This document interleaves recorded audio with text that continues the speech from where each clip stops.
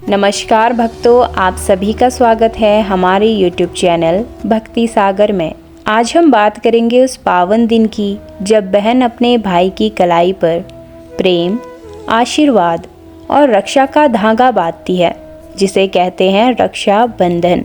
2025 में रक्षा बंधन कब है, कौन सा है शुभ मुहूर्त, पूजा कैसे करें और वो कौन सी पौराणिक कथाएं हैं जो इस पर्व को और भी पवित्र बनाती है, आज हम सब कुछ जानेंगे इस वीडियो में।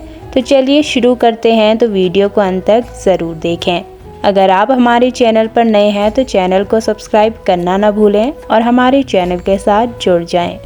रक्षाबंधन इस बार शनिवार 9 अगस्त को मनाया जाएगा। पूर्णिमा तिथि का आरंभ होगा 8 अगस्त दोपहर 2:12 से और यह 9 अगस्त दोपहर 1:24 तक रहेगा। राखी बांधने का शुभ मुहूर्त होगा 9 अगस्त को सुबह 5:47 से लेकर दोपहर 1:24 तक। आपको यह जान लेना ज़रूरी है कि भद्राकाल, जो कि अशुभ समय माना जाता है, 8 अगस्त दोपहर 2:12 से शुरू होकर 9 अगस्त सुबह 1:52 तक रहेगा। लेकिन आपका शुभ मुहूर्त सुबह 5:47 से शुरू हो रहा है, इसलिए यह सुरक्षित है। ध्यान रखें कि भद्रा की अवधि सुबह तक समाप्त हो चुकी है, इसलिए आपकी पूजा होगी पूरी तरह शुद्ध और शुभ। तो भक्तों, रक्षाबंधन सिर्फ एक पर्व नहीं है, यह भाई और बहन के रिश्ते का प्रतीक है। जहां एक और बहन अपने भाई की लंबी उम्र की कामना करती है, वहीं भाई जीवन भर बहन की रक्षा करने का वचन देता है। ये पर्व हमें सिखाता है कि रिश्तों में प्रेम, विश्वास और कर्तव्य कितना ज़रूरी होता है।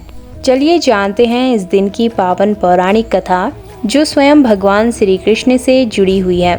जब महाभारत का युद्ध आरंभ नहीं हुआ था और भगवान श्री कृष्ण कौरवों और पांडवों के बीच शांति स्थापना का प्रयास कर रहे थे, तभी एक दिन श्री कृष्ण के उंगली से खून बहने लगा।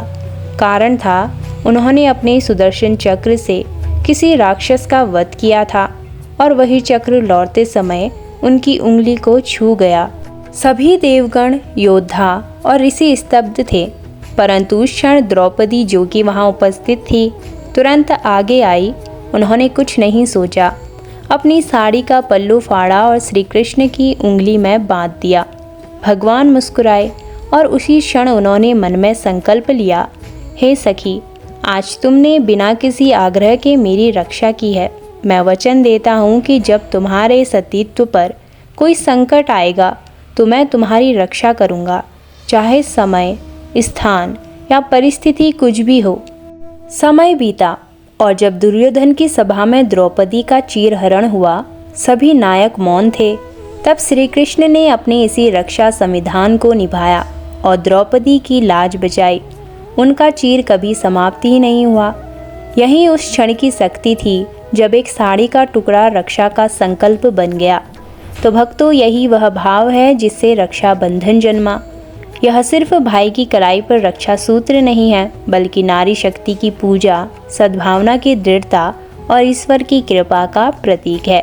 तो इस कथा से यह सिद्ध होता है कि ईश्वर स्वयं उस बहन की रक्षा करते हैं जो निस्वार्थ प्रेम और श्रद्धा से किसी की रक्षा करती है। इसलिए रक्षाबंधन का त्यौहार केवल सांसारिक भाई बहन तक सीमित नहीं, यह ईश्वर और भक्ति के बीच की भी डोर है। तो भक्तों, रक्षाबंधन के इस पावन पर्व पर भगवान श्री हरि विष्णु और माता लक्ष्मी आप सभी के जीवन में सुख, समृद्धि और रक्षा का आशीर्वाद बनाए रखें। बहनों की मुरादें पूरी हो और भाइयों का जीवन दीर्घायु और मंगलमय हो।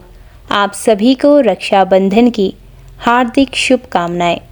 अगर आपको यह जानकारी उपयोगी लगी हो तो हमारे चैनल भक्ति सागर को सब्सक्राइब करना ना भूलें और हमारे साथ जुड़ जाएं। तो फिर मिलते हैं अगली वीडियो में। जय श्री हरि, जय श्री नारायण।